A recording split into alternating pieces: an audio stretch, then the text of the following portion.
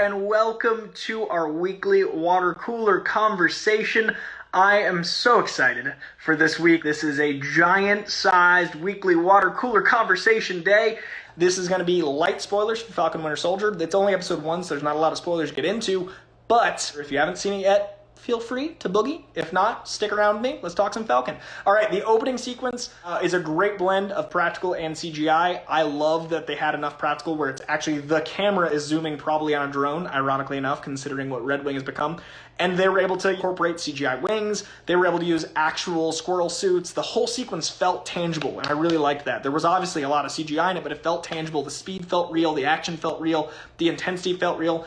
And it felt expensive. I have a lot of hope for this show because of the amount of insanity they threw in the opening sequence to be like, hey, this is a Marvel show, but it's also a Marvel show. And I was just so impressed. This felt real, and it felt like a comic book at the same time, and I was so happy. I love that the show just asked questions fans have had for months and years. So they do this really cool thing where WandaVision did it a ton, where if we had a question about the Avengers, they might address it in the show. And in this case, they do that with the Avengers don't pay, and they have a whole conversation about what money is in this universe. And that's also a great way to lead into the racial inequality conversation that's going to be what the show is about. The Wilsons getting turned down for a loan, even though he's an Avenger, is the beginning of a lot of very important conversations we're going to have in this show. There's going to be a lot of conversations about this white guy holding this shield that should be held by this guy, and what people see this guy and think of when he's fighting for them, and what lots of corners of America are still decades behind on with their point of views, and what we as a society see and ignore. So I'm really excited to have a lot of really shitty people pissed off. I'm really excited for all the wrong people to be mad at Marvel. I'm really excited for Falcon to get his time in the sun. And what's really cool is I think this show is addressing two of the biggest issues America has in its structure system. Racism and how we handle veterans and the elderly and those things. Like, in a weird way, I mean, Bucky's 106, but I really think we don't give a lot of love to a certain people that are going to get, called out in the show. Bucky's kind of our Wolverine right now. He's a guy with memory issues that's done a lot of wrong shit, and he's trying to make amends for it. And he's also, in his own way, an old guy that doesn't cope with the world well. And then Falcon is going to be dealing with racial inequality of being a hero and all those things. And I love that one of the first sequences we got was Rhodey and him, because they have so many similarities. They're both introduced as sidekicks and they lost their guy. They're both characters that have a lot of heart and substance, but have to be written right because they were introduced sometimes wrong. They've both seen a lot of shit. I'm really excited for us diving into the heart of those characters. And that's going to be really interesting going forward with, again, all the parallels I think that are coming. I also think that Winter Soldier is an angry, confused guy, and it's going to be fun diving into that. One of my favorite things the show has done already is the show opens with him having a ledger that he's filling out rights to wrong. The things he's done wrong, he's trying to right them in this ledger.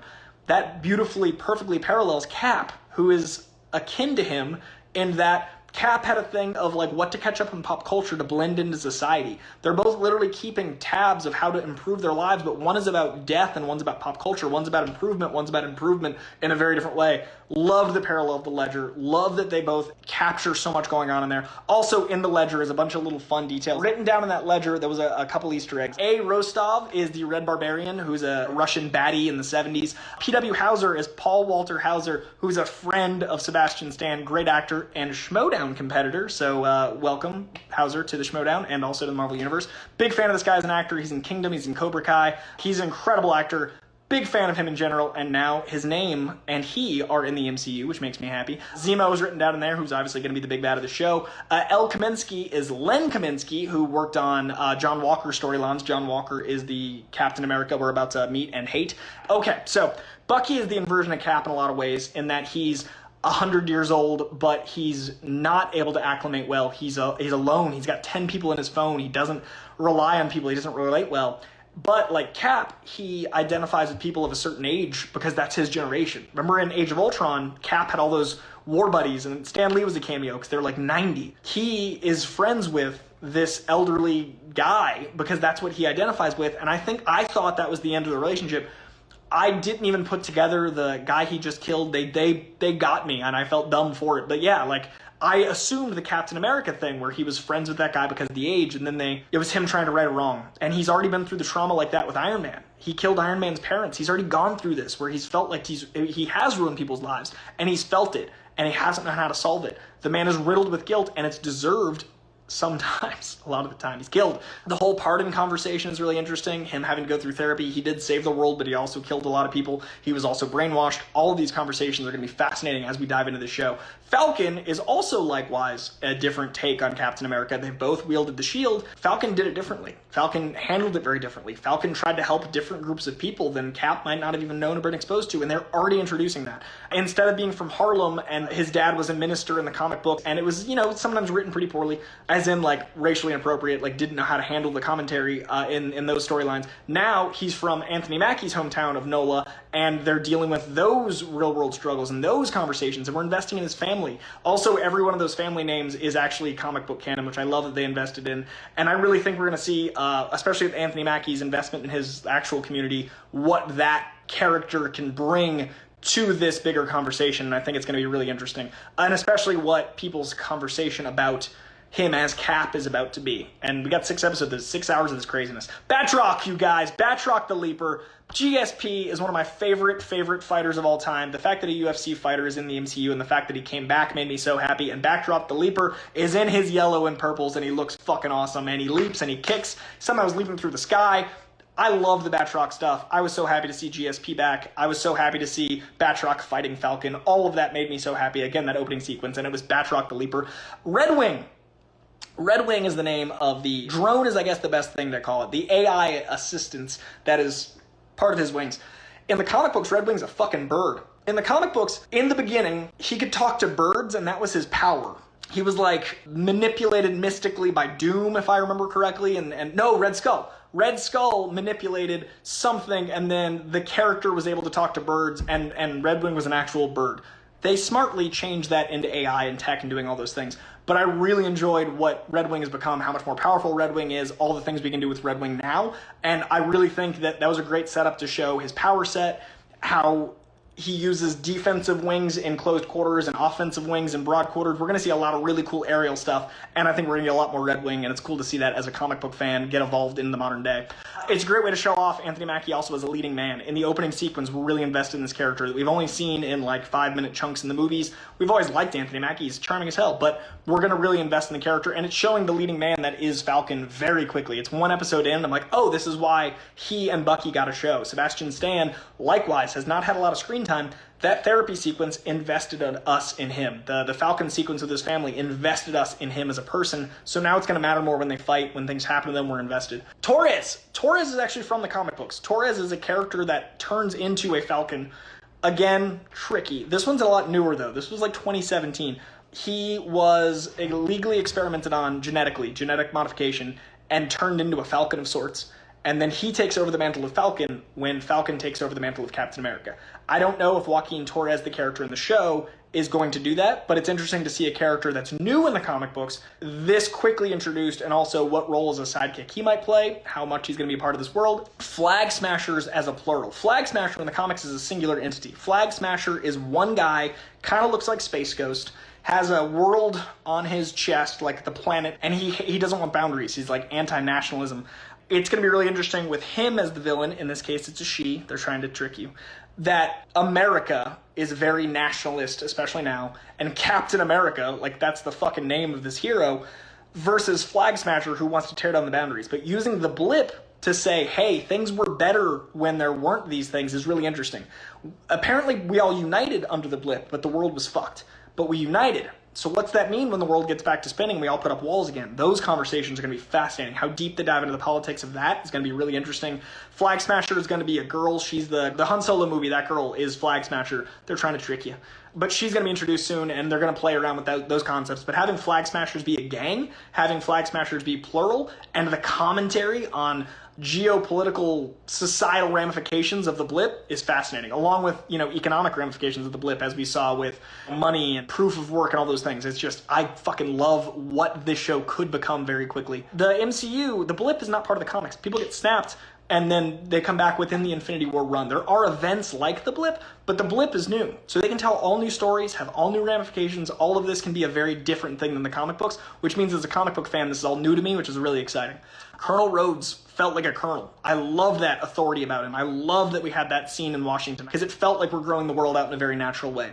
All the pro-military oorah at the opening, I'm assuming, will buoy the rough commentary to come. The opening's very pro-military. It's very using the military strength, all those things. I think the show is going to get somewhat anti-military, and it's going to be interesting to see the dichotomy in those two things, especially with the military history of the Marvel Universe.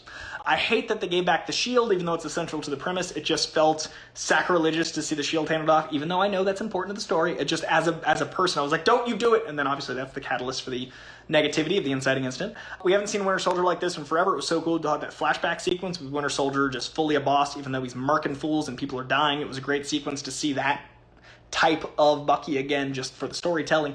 Oh, I love that he said in Winter Soldier that he couldn't sleep on a bed because he felt like he was sinking, and he and Falcon bonded over that, like the bed, the coming back from war, a bed's too comfortable. When he's having a nightmare, he wakes up on the floor next to a bed. Even now, Bucky doesn't sleep in a bed. I love the detail callback. The detail of that storytelling and the callback to it was genius. I really appreciated that.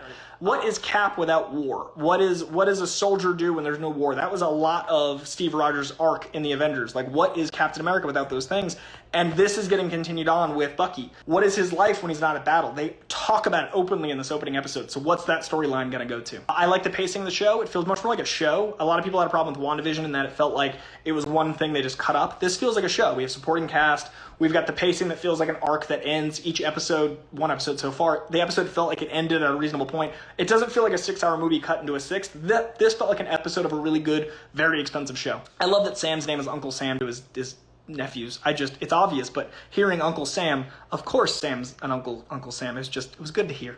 All Wilson's name straight from the comics, giving way more backstory here. I'm so excited there's no Skip Wilson because that character did not work very well. We didn't talk about John Walker. Okay, so John Walker Cap is U.S. agent, and I love that Wyatt Russell looks like the bully he's gonna be. He's got like a very punchable face. I love Wyatt Russell. Wyatt, if you're somehow watching this, you're great. He's got a very punchable face in the mask. Like, they're like, that guy's a dick immediately, and I love that. That's great casting. He also usually has a giant beard. Wyatt Russell is Kurt Russell and Goldie Hawn's kid. He's doing great genetically, I'm saying, in the mask. But I'm a big fan of how that character is automatically, like, under your skin, and it's gonna get worse. He's a monster. He's not a good guy. We see him immediately and have those thoughts. We're automatically against him because we're with Falcon. Seeing someone else hold the shield is a lot. But the casting is going to be pitch perfect, and Wyatt Russell is an incredible actor. Check out his work if you haven't seen his stuff. His episode of Black Mirror is incredible. I think all of that's going to be very exciting. And then the credit stuff. In the credit sequence, there's Madripoor is written in the credits. I talked about one of my TikToks. Madripoor is a big hive of scum and villainy, which is going to be really important to the X-Men. Madripoor is a very mutant-heavy place, so we introduced Madripoor in this world, and that was written in the credits. We also have the Power Broker introduced, it seems, because Power Broker is written in the credits. He's a character from the comic books that I assume is going to give U.S. agent his powers, this new super soldier serum, all that I think is going to be Power Broker. That is my prediction. So count on Power Broker. Count on that stuff being maybe used through Madripoor. Madripoor is going to come in very soon. And I'm wondering, there's a research log section of the credits, and it looks like Asaya Bradley is in the research log already. Asaya Bradley is the first Captain America, someone they experimented on, someone that they were not great to. That is a very important character in the Captain America mythology that I think is going to be coming very, very soon. Those are my notes, you bunch of lovelies. That is going to be it for this week's water cooler conversation. I love these weekly talks. Falcon Winter Soldier. It's only on episode 1. Can't grade it yet. A lot of Easter eggs, a lot of comic book fan service, but not so much that it sacrificed the integrity of the direction things are going in. I think we're moving and grooving. I am hopeful for this whole future comic book universe. So can't wait till next week. I'll be right back here. Same bat time, same bat channel for Falcon Winter Soldier episode 2. Remember to subscribe to The Late Con with Coy Jandreau. The Late Con with Coy Jandreau. And I got a bunch of really cool stuff coming at all times. I don't like sleeping, and I don't like not talking, which is a struggle for all my friends. But you get lots of commentary. Read some comic books. Watch some movies, and better yet, make some cool shit. Go make some art, and tell your family you love them. All right, I'll see you guys very, very soon. Much love. Until next week. Bye, guys.